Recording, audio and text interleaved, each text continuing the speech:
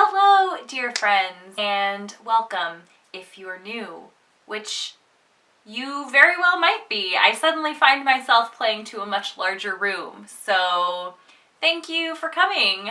I'm happy to be here. My name is Laurel Ann, and these are the books that I read in January. We first have Eileen by Otessa Moshfegh. This is about a troubled young woman named Eileen who lives with her alcoholic father and works in a juvenile detention center, and how her life changes when a glamorous new co-worker named Rebecca becomes her friend. For some reason, I kind of thought going into this that it was a serial killer book, but it isn't. It's a dark and deeply unsettling character study that is very deftly done. As in My Year of Rest and Relaxation, Otessa Moshfegh has allowed her readers to see her female protagonist being gross, which is something that she's clearly not afraid of. And it's amazing how truly shocking that can be because you just don't see that very often. Moshfegh's books remind me a bit of Chuck Palahniuk, only a little bit less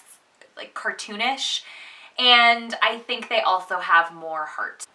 Careful, buddy. So I really enjoyed this, and it was a really great, weird, wintry read. The next book that I finished in January was Death Note Volume 1 by Tsugumi, Obha, and Takeshi Obata. This is my very first manga I've ever read in my life. My sister used to be super into these, a couple other series, but I'm pretty sure this is her favorite. And I was never really interested. I think I thought I was like too cool for that because I used to be a snob. Still maybe secretly a snob. I don't know. Hopefully not. But then I recently saw Hillary over at Melted Books has been reading these, and she's just been totally raving about them.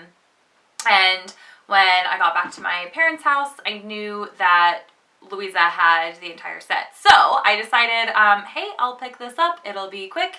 And I'm really glad I did. This series is about a high school student named Light who finds a notebook that allows him to cause the death of anyone whose name he writes in it. And he decides to use this power to essentially rid the earth of criminals. It turns out that the notebook, or Death Note as it is called, belongs to a death god or Shinigami named Ryuk, who has dropped it as like an experiment to see what humans would do with that kind of power. So he kind of follows Light around and becomes a sort of observer to the whole situation. And he as a character is quite funny and lovable. I enjoyed this, and I think I'll definitely continue. The art style is really cool, and it's already raising some pretty interesting questions about power that I'm excited to be explored more. All right, next up is The Last Widow by Karin. So remember how in my last wrap up I said that I was taking a break from thrillers because I kept getting disappointed with them? Well, I didn't, but I'm glad I didn't because I had lots of fun with this. This is about a doctor named Sarah who is kidnapped by a neo-Nazi far-right terrorist organization and taken to their cult compound. The people who live there are experiencing an outbreak of some kind of disease, and they have brought her in order to try and control this. Meanwhile, her boyfriend Will, who is kind of a cop, attempts to infiltrate the group and rescue her. It turned out that this is like the 9th in a series, but that didn't matter at all. Totally was designed to be read as a standalone or as part of a series, which I appreciate. I had heard that Karin was one of the best thriller writers, but I remained skeptical because I've heard that about other writers who I really didn't care for. So I was really pleasantly surprised by how much I liked this. The plot is absolutely bonkers, but it's sort of balanced out because the characters are really grounded and believable.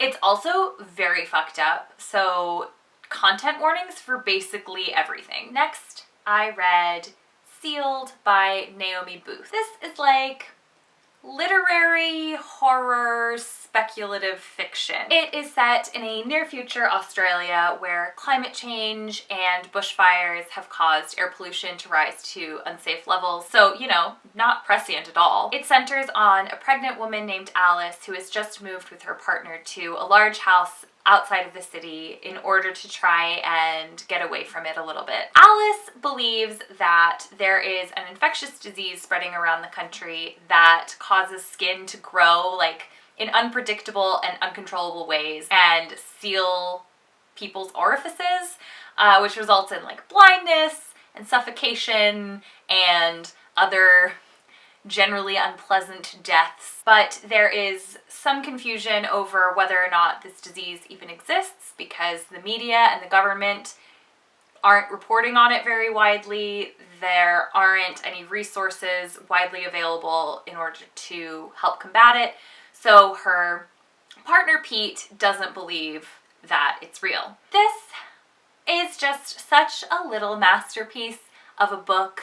The way the tension escalates makes it totally gripping. The writing is really lyrical and beautiful. The characters are engaging and lovable. The body horror is truly skin-crawling, and it's a fascinating exploration of motherhood, female bodies, pregnancy, and the terrifying nature of our impending doom. I'm very surprised to already be at the last book, which was The Scandalous Lady W by Hallie Rubenhold. This is a clever little nonfiction about the disintegration of a marriage between a man named Sir Richard Wolseley and his wife Seymour, who married each other for both wealth and station, and whose names are tarnished to this day by one of the most scandalous and well-publicized divorces of all time, maybe? So what I did not know is that at this time, if a married woman in England had an affair, her husband could then sue her lover for damage to property. So that's what Sir Richard did when his wife ran away with somebody else. And in order to fight the suit,